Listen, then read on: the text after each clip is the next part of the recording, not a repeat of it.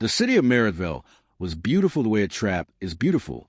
All shimmer and geometry, nothing soft. It sat on the edge of a methane shelf on the planet Oruan, where 3 pale moons hung so close to the surface that children of the Veth species grew up believing the sky was a ceiling someone had forgotten to finish. The Veth were tall, 6-limbed, with translucent skin that shifted color depending on emotional state. Pale gold when calm, deep violet when grieving, a burning red-orange when furious. They had built the city across 400 years, and they were proud of it the way only people who have never truly lost anything can be proud. Ambassador Sorveth held her secondary arms folded behind her back as she walked the market corridor of Merithville's lower district. Her primary arms were clasped in front of her, formal, correct, the posture of someone who believed their presence alone was a form of governance. She was second-chair ambassador to the Galactic Continuance, which was the interstellar body that managed trade, territorial rights, and what they called biological traffic, a phrase that had never sat well with the human delegation, though the humans had smiled anyway and signed the papers. That was 8 years ago. Now humans were everywhere. They ran the cargo lines because no one else wanted to. They fixed the water recyclers because no one else understood how to improvise a seal with materials that weren't designed for it. They cooked food from 17 different cultures in the bazaar stalls, and somehow the smells were the only warm thing in Merithville. They laughed loudly in corridors where the Veth considered silence a form of respect. They cried openly, which the Veth found grotesque. They said sorry for things that weren't their fault and didn't say sorry for things that were, and somehow neither pattern was the one you expected. Ambassador Sorveth did not like humans. She had never said this out loud because she was a diplomat, and diplomats were people who had learned to build beautiful walls around the ugly architecture of their actual feelings. What she felt, specifically, was a kind of deep structural contempt, the contempt of someone who has decided that a thing is lesser without ever truly examining it. She had examined their biology enough to know they were fragile. She had examined their history enough to know they were violent. She had examined their diplomacy enough to know they were unpredictable. These 3 facts, arranged in the order she preferred them, produced a conclusion she had already reached before gathering the evidence. She was walking back from a continuance hall when it happened. The child came around the corner of a dye stall, a human girl, maybe 7 years old, with dark braided hair and a yellow coat that was too big for her, sleeves hanging past her hands. She was running because children run, because the world is still a place worth running through when you're 7, because no one has yet taught you to slow down inside someone else's idea of dignity. She collided with Ambassador Sorveth's lower left leg. The ambassador felt the impact as startlement before she felt it as anything physical. Her skin flashed orange red immediately. Involuntary. The Veth equivalent of a flinch that the body converts into anger before the mind can moderate it. Her secondary arm came down in a sharp, reflexive motion. Not a punch. The Veth had no instinct for closed-fist violence. But hard, sweeping strike, the way you might bat away an insect that had landed on a wound. The child went sideways.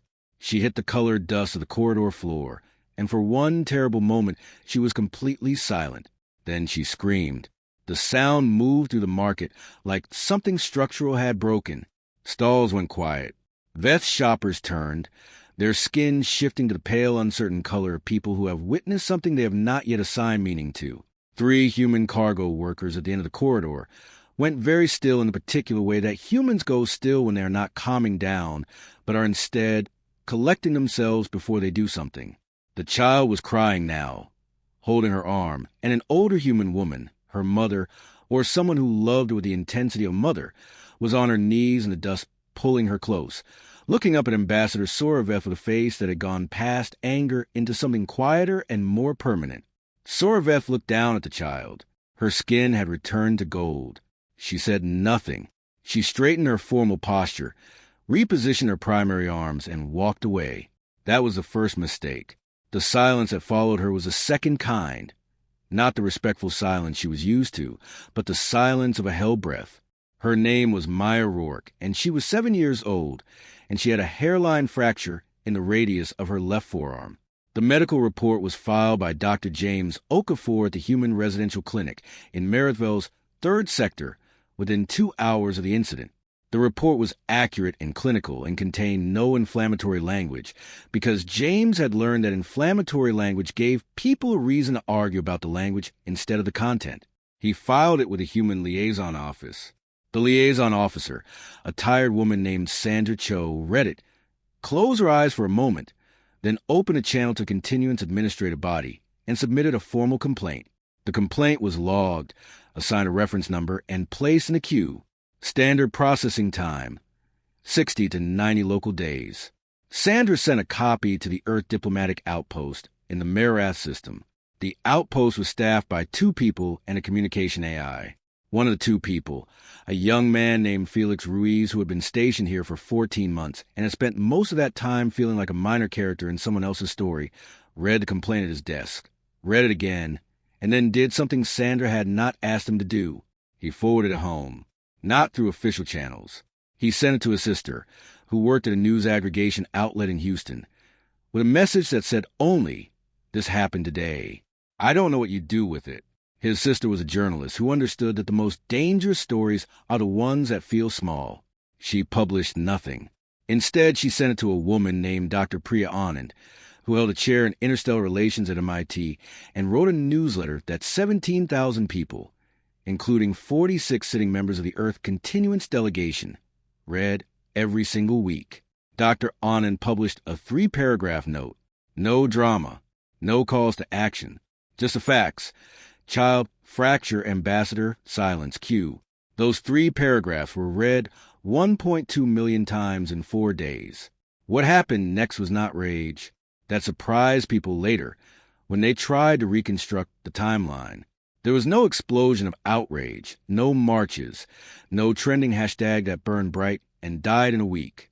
What moved instead was something slower and more serious, a kind of collective recalibration, a mass quiet conversation between people who worked on cargo ships and in repair bays and in alien kitchens across 40 human-occupied stations, who had been swallowing small moments like this one for years and had simply, finally, found one they could point to. Human workers on 3 continuance stations began submitting what they called incident logs, personal records of accumulated slights, dismissals, violations that had never been reported because the queue was 60 to 90 days long and the rent was due before that. 412 logs in the first week. The Continuance Administrative Body flagged this as anomalous social input and assigned it to a subcommittee. Meanwhile, in Marathville, Maya Rourke's arm was in a printed cast, and she had drawn stars on it in blue marker, and she told her mother that the stars were her friends watching over the hurt part. Her mother, whose name was Claire and who had not slept more than 3 hours in 4 days, looked at her daughter's stars and felt something go very quiet and very decided inside her chest. What the continuance didn't understand, what they had structurally prevented themselves from understanding, was how humans experienced accumulation. The Veth processed grievance in a way that was fundamentally episodic. An offense occurred. It was assessed. It was addressed or it was not. Then the emotional record of it closed. Veth did not carry their injuries forward through time the way humans did. This was not because they were more evolved or more disciplined. It was physiological. The same chemical process that reset their skin color after an emotional flash also reset the neurological imprint of negative experience after approximately 6 local days. They literally could not stay angry. They literally could not remain wounded. This meant they had built their entire diplomatic and legal architecture around a world where grievances expired. Humans were the first species they had encountered for whom this was not true. Humans remembered, not just the facts, the feeling. A human who had been dismissed in a corridor on a Tuesday could walk into a room on a Thursday and still be carrying Tuesday in their body. They called this many things: trauma, history, baggage, culture, and it looked to the Veth like a kind of dysfunction, like a system that hadn't properly cleared its cache. Ambassador Sorveth had read the xenobiological briefings on this. She had assessed it as a weakness. She had moved on. What she had not understood, what the briefings had failed to communicate because they were written by Veth scholars who could not truly imagine it, was that this same capacity was a thing that made human cooperation catastrophic to underestimate, because humans did not only carry their own injuries, they carried each other's. A human who had never met Maya Rourke could read 3 paragraphs and suddenly be carrying a 7-year-old's fracture in their chest alongside every time They had been made small in a corridor. Every time they had smiled and bent and been looked through. The injury became collective not through ideology, but through something more biological than that. The human nervous system's ancient, unshakable tendency to feel another person's pain as a version of its own. The continuance called this emotional contagion in their academic literature. They considered it a vulnerability. They had 30 days left to understand their mistake. His name was Darius Cole, and he was 43 years old, and he had been working deep-haul cargo routes in the Marath system for 11 years. He had large, scarred hands from an accident in Compression Bay on his third run, a laugh that people in 3 systems had described as unreasonably large, and a tendency to hum old R&B quietly to himself when he was doing detailed mechanical work, which he found meditative. He was not political. He had never been political. He had voted in 2 Earth elections and skimmed the others and felt a mild collective guilt about this that he managed by believing individual voting had a limited effect on systems as large as the ones he lived inside. He had a daughter back on Earth named Simone who was 9 years old and who, the last time he'd video called her, had shown him a drawing she'd made of him that gave him 4 arms for some reason. He'd laughed for about 40 seconds. She'd been very proud of the 4 arms. He read Dr. Anand's newsletter on a Tuesday while eating reconstituted rice in the cargo bay lounge of a continuance transit station called Waypoint Harith. He read it twice.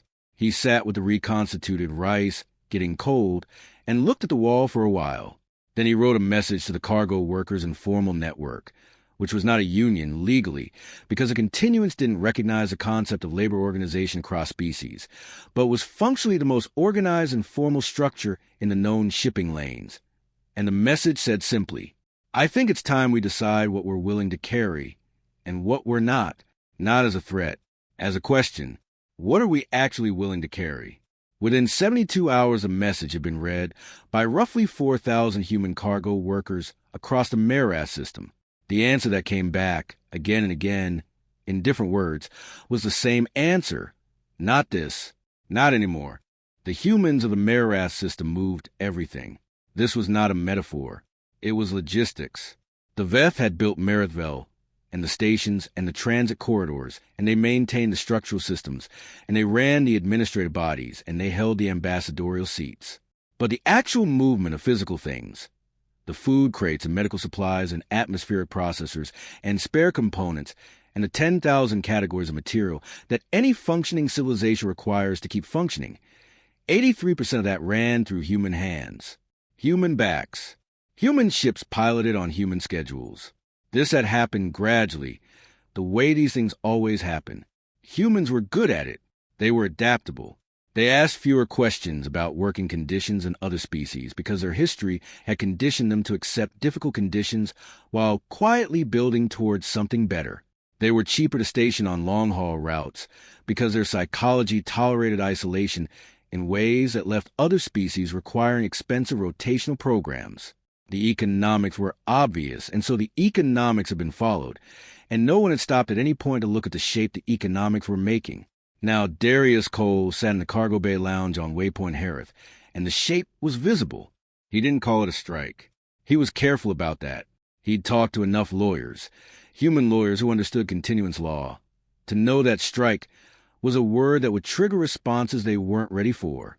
He called it a voluntary maintenance window, as in, the human cargo workers across the Marath system were collectively taking a voluntary maintenance window to assess the safety of their working conditions and the legal clarity of their operational agreements in light of recent documentation that suggested protections for human workers and residents in continuance space required urgent review. The voluntary maintenance window began on a Wednesday. By Friday, 6 stations had reduced capacity food distribution. By the following Tuesday, 2 atmospheric recycling systems on Marathville itself, the planet, were running on emergency backup because the human technicians who did the biweekly calibration had not come in. The continuance convened an emergency session. Ambassador Sorvetha's skin was deep violet when she entered the emergency session. Grief, or something the Veth called grief, a color that actually covered a spectrum including loss, regret, and the particular distress of a person who is beginning to understand that the world is not shaped the way they believed it was. The session was closed. The record of it was sealed by continuance administrative order and would remain sealed for what their legal structure called a cooling period.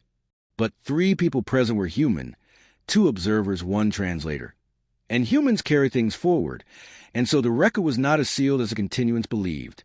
What Ambassador Soraveth said in that room to her fellow ambassadors and administrators was this. She said she did not understand what was happening because what was happening was disproportionate. 1 child had fallen. The injury was minor. The correct response was a medical report. The cue, the process. The process existed for this. The process was the agreement they had all made together. She said the humans were behaving irrationally.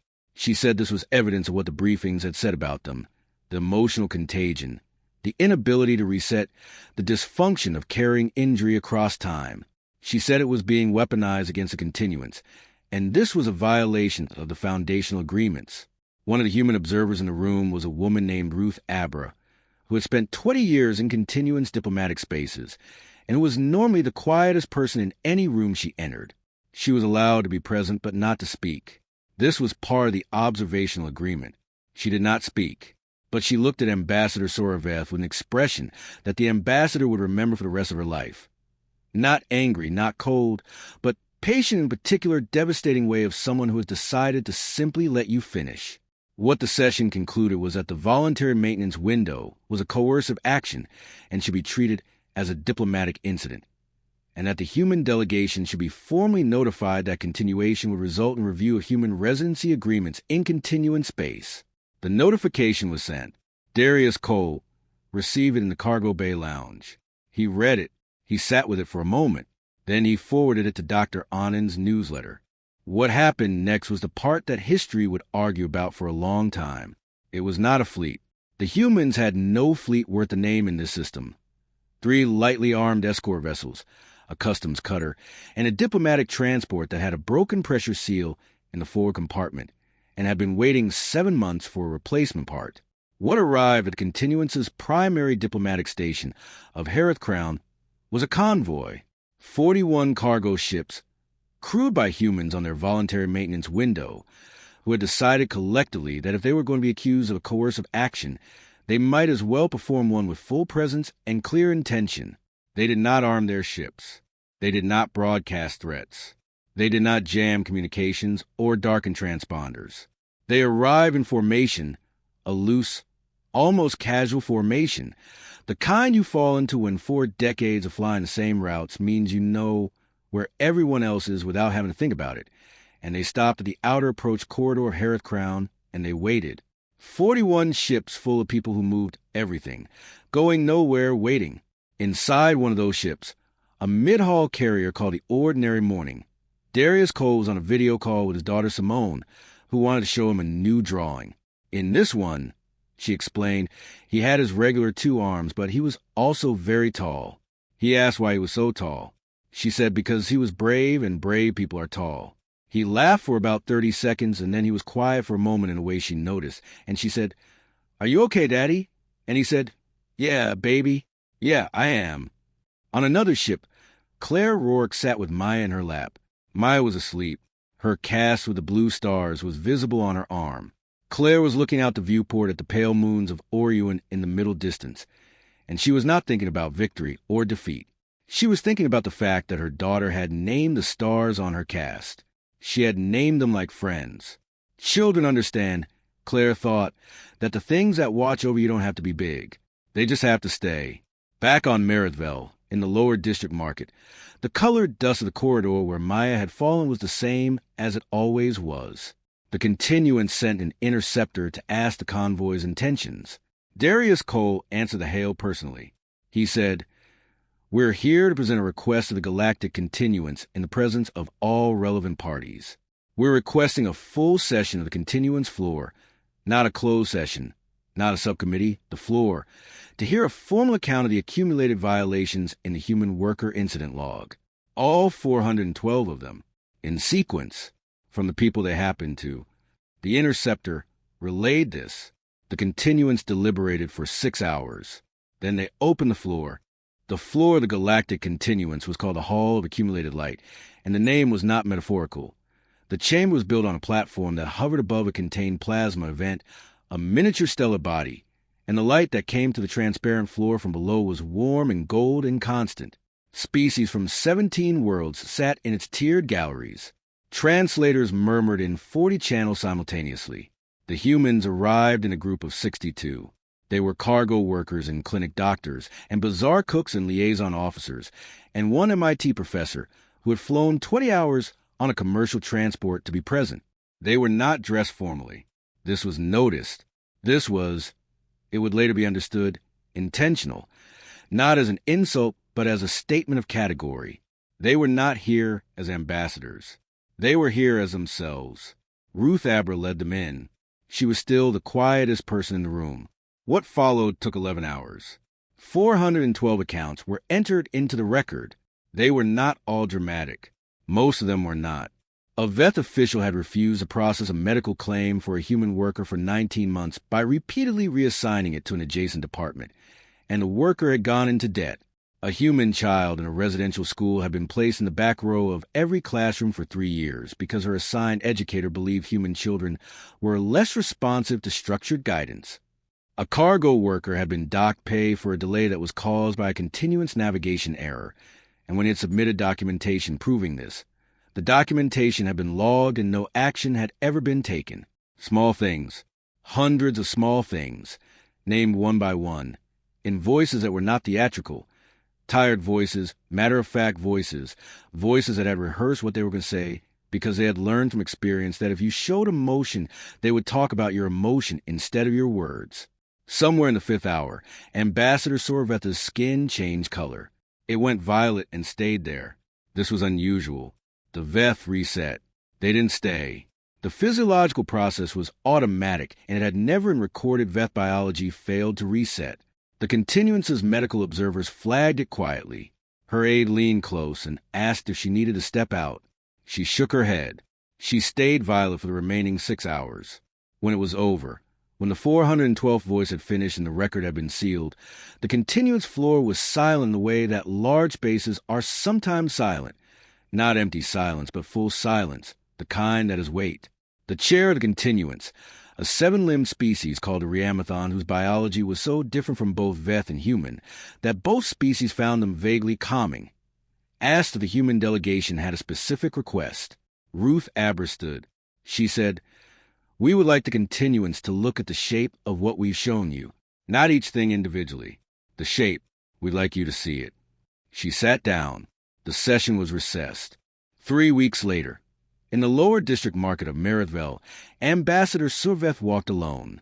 No aid, no formal posture. Her primary arms were at her sides, which was, for a Veth of her rank, almost shockingly casual. Her skin was the color it had been for 3 weeks. Not the deep violet of acute grief, but something softer, something that didn't quite have a name in Veth chromatic language, because it hadn't needed one before.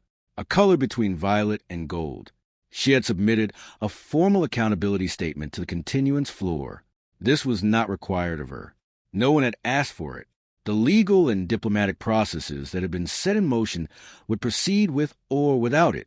She had written it alone, in her residential quarter, over 4 nights. She had not known, writing it, whether it was adequate. She still didn't know. She suspected that adequacy was not really the question, that some things weren't about reaching adequacy, but about beginning the practice of trying to see clearly and refusing to stop. Even when what you saw was uncomfortable, even when the physiological mercy of forgetting was not available to you, for the first time in her life, she understood why humans didn't reset. Or, not understood, exactly. Understood was too clean a word.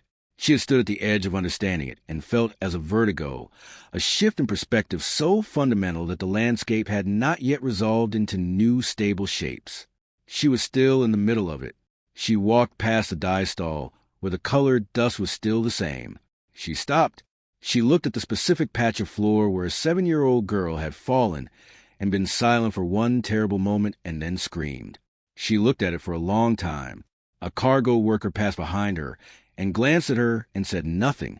2 Veth shoppers saw her standing still and went around her, their skin flickering with the uncertain color of people who don't know what they're witnessing. Eventually a small voice said, What are you looking at? Soreveth turned. A human girl was standing at the edge of the dye stall, dark braided hair, a yellow coat, a cast on her left arm with small blue stars drawn on it in marker. Maya Rourke was looking up at the tall Veth ambassador with the frank, uncomplicated curiosity of a child who has not yet learned to be afraid of powerful things.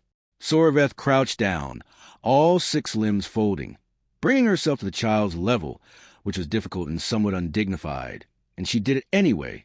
And she said, in the careful, simplified English she had learned for diplomatic environments, "I was looking at where you fell." Maya considered this. "Does it still look different to you?" "Yes." "It doesn't look different to me," Maya said. She thought about it. "I think I look different to me." Soreveth's skin moved through a color that had no name. "I think that is how it works," she said. Maya looked at her cast, at the blue stars. "These are my friends," she said. "The ones watching the hurt part. Do you want to pick one?" Soreveth looked at the stars. She reached out very slowly one careful primary hand and touched the smallest one near the edge of the cast, barely visible. "That one," she said. Maya nodded solemnly. "That one's good," she said. "That one stays the longest." She ran off down the corridor the way children run. Because the world is still a place worth running through, because no one has taught her to be done with it yet. Soreveth stayed crouched for a moment on the colored dust of the market floor, looking at the place where a star had been drawn and the place where a child had fallen, and tried to understand what it meant that she could not let either one go. She was still trying. That, she was beginning to think, was the point, and